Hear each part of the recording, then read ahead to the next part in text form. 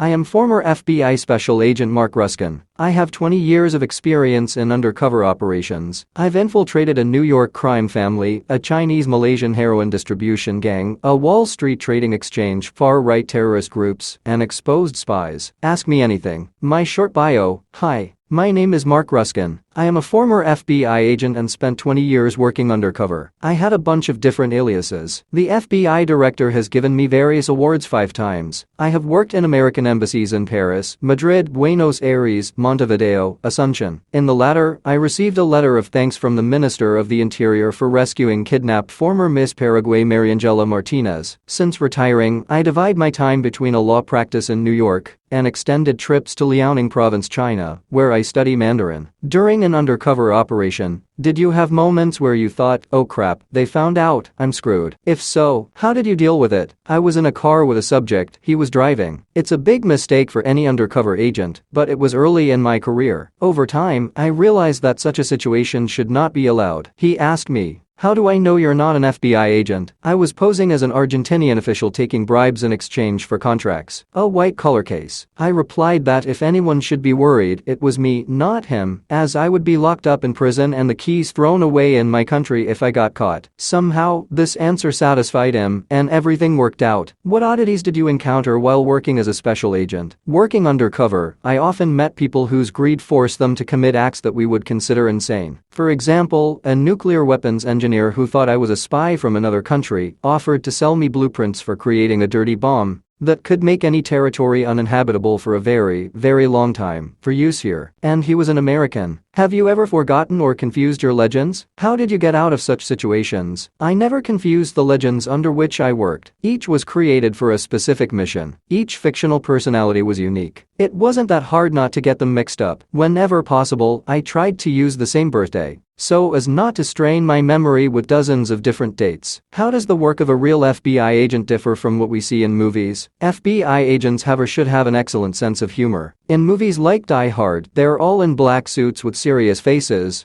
like we're gonna take everyone down. It's not like that in real life. We exchange jokes with the local police and soldiers we work with. What kind of clothes did you usually wear? Everyone thinks FBI agents are always in black. Is there any truth to this? It's such a stereotype, but it's only like that in movies. An agent going for an interview, especially if he's applying for a desk job, will definitely wear a business suit. I always dressed according to the role I was playing. From a street hustler with thick gold chains around his neck kindly provided by the FBI to a sophisticated European jewel thief in an elegant suit and a $30,000 watch. Was it hard to operate with all these fake personalities? Which character do you like the most? Do you resort to them now that you're retired? In 2 decades of undercover work, I've had more than a dozen different personalities. My favorite character was Alex Perez, a street guy full of swagger, always hanging out on the street. There was one inconvenience. I used the same pager for 2 characters, Alex and Sal Morelli, due to lack of funding. One time, a message came from an unknown number. I text, "Yo, who is this?" "I am. You texted me first. What do you want?" And this went on for a very long time until he finally texted, "Is that you, Alex? Julio gave me your number." And this happened more than once. In movies, undercover agents are often forced to commit a crime as a test. Does this actually happen? Has this happened to you? During a meeting with a member of the drug mafia at a hotel near LaGuardia Airport, I casually asked him how good the heroin he was selling was. What I meant was, what percentage of purity? He misunderstood and replied, "I don't use that stuff, I just sell it." I almost fell off the couch I was sitting on. The point is, if a real drug dealer can say he doesn't use the product, then I certainly can too. So, if any criminal wants to test me, I can say, "I don't use that shit, it's just for the money, for a pile of cash." Does that sound plausible? If a criminal demanded that I commit some kind of crime to prove I wasn't a cop or an FBI agent, I would respond, "Are you kidding me? Forget about it. I refuse to make a deal with you." And that answer wouldn't give me away. When you pretend you're ready to walk away from a deal, it always works in your favor. When you were working undercover on Wall Street, what was your legend? Were you posing as a trader? As a lawyer? Do you need to have any knowledge of finance for such a cover? At Conquer, I started working as a clerk at COMEX, one of the commodity exchanges. I learned all the intricacies of the profession, and a year later I passed the written exams and did an internship to become a trader at NYMEX. But the whole thing fell through after a person who knew me from my time at the district attorney's office recognized me, and my cover was blown. After the case fell through, I realized that as a broker, I would earn much more than working as an agent. But if money meant so much to me, I wouldn't have traded my job as a lawyer for a position as an FBI agent back then. Have you had to carry out missions or tasks that went against your own beliefs? Before I started working for the FBI, I divided everything into black and white. I thought we were good and the criminals were evil. Eventually, I realized that we are all on a continuum, with absolute evil at one end and Mother Teresa at the other. And most of us are in the middle. And in the very beginning of working at the FBI, I became friends with the subjects of investigations. I was invited to a wedding in a small circle. The son of one of those friends even scratched my fictitious initials on his skateboard. As a result, it was very difficult to arrest them later. What are the requirements for those who want to work as undercover agents? Do they take people who have families or serious relationships? To quote agents from the movie Reservoir Dogs, you have to be such a psychopath to work undercover, right? Some missions take 5 years or more. And if you have a family, they will have to endure for a long time to get used to the fact that you have such an unusual job. Most agents don't work undercover, and those who do, don't do it often. In our country, with a population of over 300 million people, about 100 agents are working undercover at the same time. I was honored to be one of them. Have you ever been close to dying? When I got into a shootout in Buenos Aires, I was saved by a miracle. The shooter, who was sitting in the back seat of a motorcycle, shot at the windshield of my Ford Escort. I returned his fire. Later, the local cops found a magazine, a clip from his Glock 9mm pistol fully loaded, a few meters from my car. After he fired the first round, which was already chambered, the magazine simply fell out. Either it was not installed correctly, or he accidentally pressed the button. If that hadn't happened, he could have fired a dozen rounds into my windshield, and I probably wouldn't be answering your questions today. Regarding illegal actions on a mission, is there a line that agents cannot and are not allowed to cross? That is, what will an agent do if the group he has infiltrated decides to involve him in a murder or attempted murder? Naturally, there is a line that we are not allowed to cross. There are rules regarding crimes that undercover agents and informants are allowed to commit. To avoid danger to agents and informants, criminal acts can be committed against someone's property, but not too aggressively. And that's enough. Many real criminals are quite satisfied with property crimes, without any particular cruelty. If I, being infiltrated into a criminal group, refuse to participate in aggressive actions,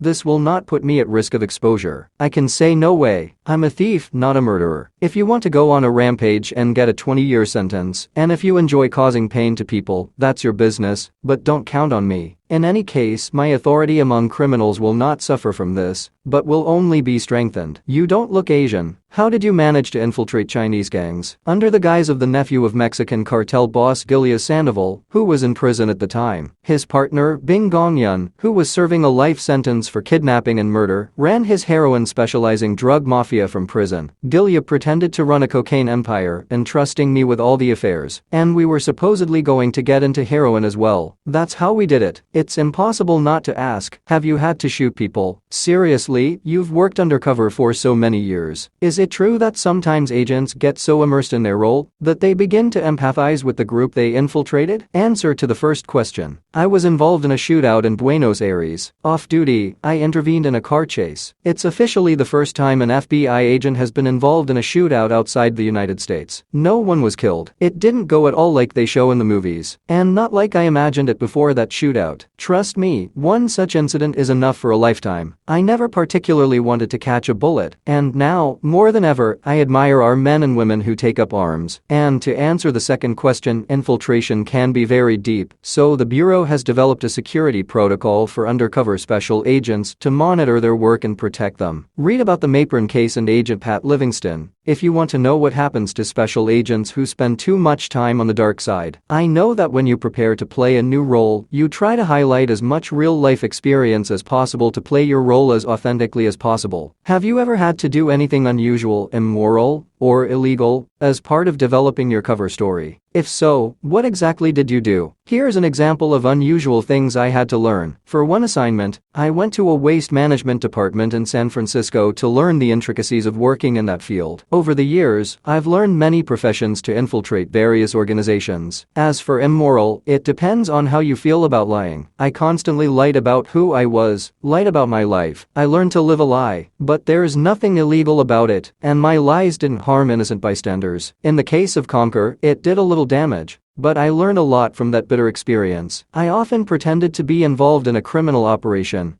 but I didn't actually do anything like that. For example, selling fake Swatch watches from the trunk of my car to create the impression that I was a drug dealer, although I actually bought them legally and at market price. Hello, Mr. Raskin. Please shed some light on the identities of the people you met during your undercover operations. Please tell us about the motives and behavior of those bad guys. Did you identify any patterns and similarities in their characters? The motive is almost always the same: a desire for easy money. At least, that's true for those who aren't really bad guys. In the case of the criminals I dealt with, they didn't allow the law to interfere with their business activities. For the Malaysian Chinese heroin traffickers, it was just business. It just so happened that selling heroin was much more profitable than selling a legal product. When working undercover, what was especially important to do and remember? You always have to stay in character, never break it for a second, and think like a criminal, act like them. Not law enforcement. A cop would ask where you got the heroin, the gun, anything else, but a real criminal just doesn't care. I never asked questions that could make criminals doubt me, although my supervisors often push me to do so. If you act like them, you can easily pass for one of them. What do you think about how the FBI is portrayed in popular culture? And also, have you ever bragged about being a special agent, not for selfish reasons, but just to see someone's reaction? You have to admit, it's a cool job. Agents are usually nice guys and girls with a great sense of humor. Completely unlike the agents in the movies, and we don't brag about it. I just told everyone I was a lawyer and didn't go into details. My friend from San Juan, Bob B, told everyone he worked in social services, and he was never asked to explain what it was or what he did there. It's not a job you want to tell everyone about, including for security reasons. And if one person in the house you live in finds out about it, as happened to me once in San Juan, then soon the whole house will know. What percentage of construction companies in and around New York do you think are connected to the mafia? The Cosa Nostra case I worked on in the mid-2000s involved money laundering and illegal trading in jewelry. I have no information on the construction business. Be sure to subscribe to our channel so you don't miss new super interesting discussions. In the meantime, we suggest watching our other videos.